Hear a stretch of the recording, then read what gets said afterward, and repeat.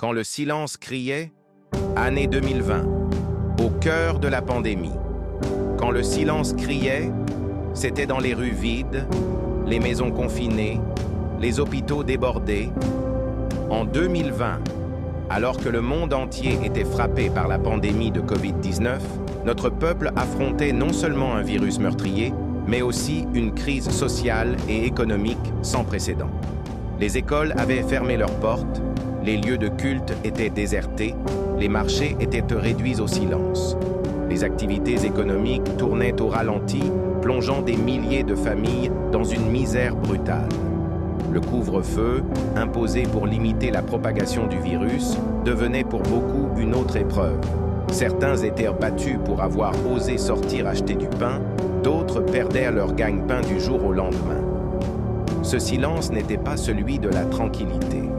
C'était un silence lourd de peur, d'inquiétude, de faim et de souffrance. Dans cette nuit collective, un espoir était né. Le fonds de riposte et de solidarité contre les effets du Covid-19. 1000 milliards de francs CFA avaient été mobilisés, avec la promesse de protéger la population contre la maladie et ses conséquences économiques. Ce fonds devait servir à équiper les hôpitaux en matériel médical, à soutenir les entreprises en difficulté, à garantir aux plus démunis l'accès aux biens de première nécessité. Il incarnait la solidarité nationale dans une période où l'État devait être un bouclier.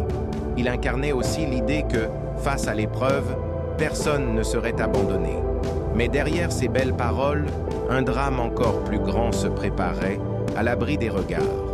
Pendant que des enfants dormaient le ventre vide et que des malades suffoquaient faute d'oxygène, certains responsables, drapés dans leurs privilèges, détournaient sans vergogne les fonds destinés au salut de tout un peuple. 1000 milliards disparaissaient dans les méandres de la corruption. Marchés truqués, surfacturation, bénéficiaires fictifs, enrichissement personnel.